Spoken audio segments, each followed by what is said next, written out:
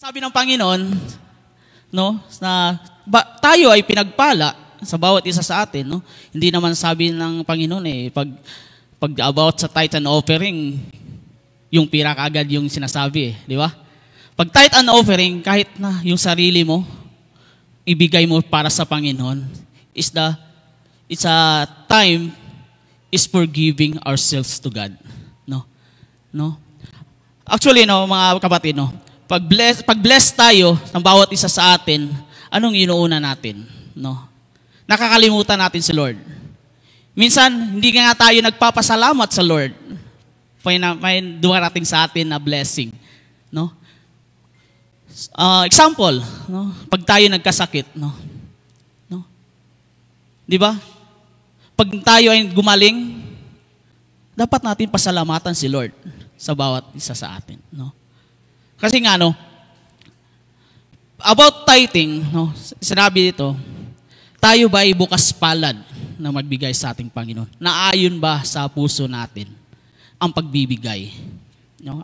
Actually, lahat, no, pag tithing, no, nagdadalawang isip tayo na magbigay para sa Panginoon. Kasi akala natin, may ma-receive ka ba pag nagbibigay sa Panginoon? No? Tayo ba ay tapat sa Panginoon na magbigay? Amen? Ba't hindi naman sinabi ni Lord na magbigay kayo? Pero sabi ng Lord, ayon sa iyong puso. Naayon sa iyong puso. Yung desire sa ating puso na magbigay para sa Panginoon. Kaya ang gusto kong sabihin sa inyo, ang sabi ng Panginoon sa atin, bukas ba tayo magbigay sa Panginoon? Kasi sabi dito sa Proverbs chapter 11 verse 24 to 25 says, no, in LT version, give freely and become more wealthy. Bakit daw? Ang taong daw mapagbigay ay lalong yumayaman. Naniniwala ba kayo doon? No? Kung tayo ay nagbibigay sa Lord, ay lalo daw tayong yumayaman. No? Hindi sinasabi ni Lord ito na tayo yumayaman sa ating wealthy, sa ating financial, no? But sinabi ni Lord ito, yumayaman tayo spiritually. Kung tayo ay isang taong mapagbigay, ang ating spiritual ay yumayaman sa ating Panginoon, no? Ngunit, naghihirap ang tikom ng kamay. Ito po yung nakasaradong kamay, no? Hindi bukas palad na nagbibigay sa Panginoon. Sabi pa sa 25, ang taong matulungin, sasagana ang pamumuhay, at marunong tumulong ay tiyak na tutulungan. Di ba? Merong tayong mga tao, no, pag tinulungan natin, huwag tayong mag-expect na tayo ay tutulungan din. No? Kasi nga, tinamnan mo eh. Di ba? Sabi, pag tinamnan ko yun, yung tao na yun, pag nagbigay ako, baka may babalik din sa akin. No? Hindi po ganun. Pag nagbibigay tayo, dapat kusang loob sa ating puso. Nagbibigay tayo kasi alam natin, blessed tayo eh. Amen? Kasi merong tao na hindi blessed, no? Na-blessed naman, pero kulang. Amen? Pag nagbibigay tayo, dapat meron tayong willingness of heart, no?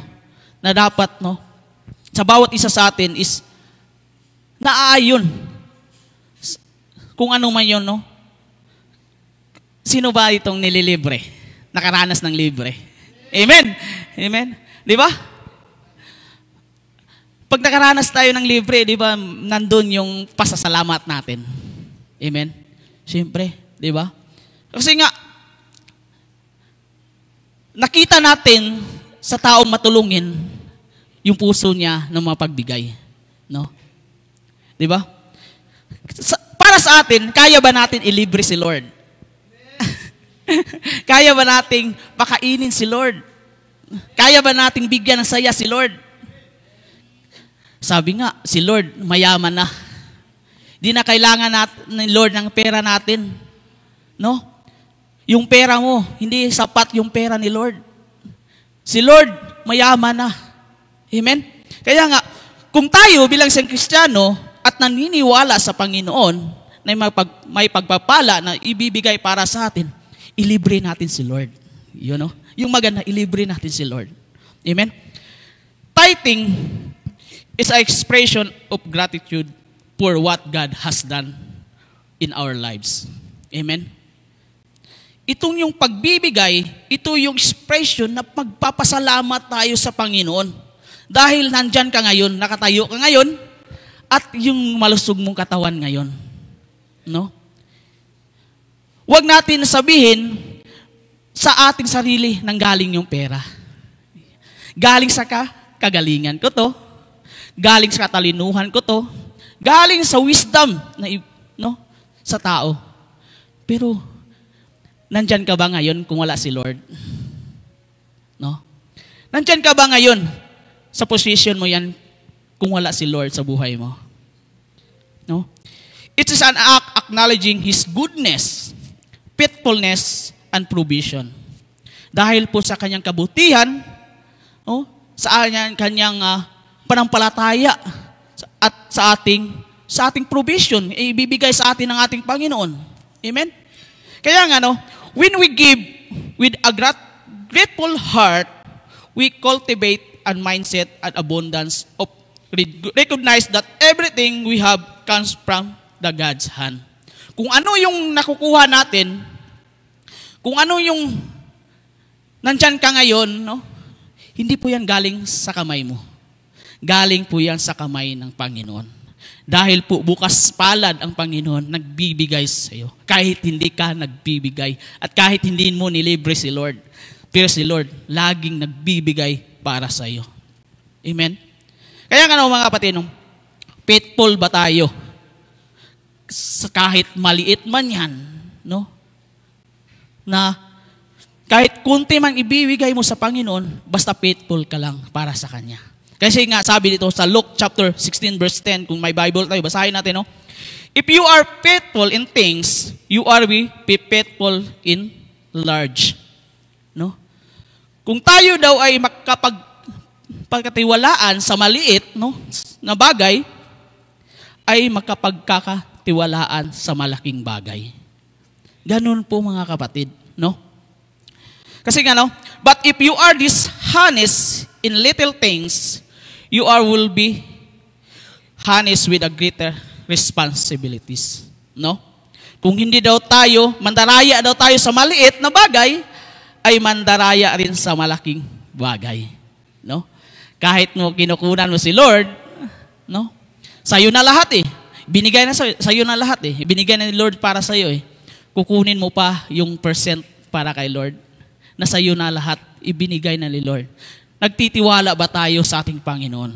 Kung nagtitiwala tayo sa Panginoon, kahit na kulang tayo sa pinansyal, sa kalusugan natin, magtiwala pa rin tayo sa ating Panginoon. Kasi siya yung nagbibigay ng daan para sa ating pagpapala sa buhay ng bawat isa, no? Kaya nga, no, sa Proverbs chapter 5, no, trust in the Lord, no, with all your heart and lean not your own understanding, no? Kaya nga mga kapatid, no, magtiwala tayo sa ating Panginoon kasi siya lang yung nagbibigay.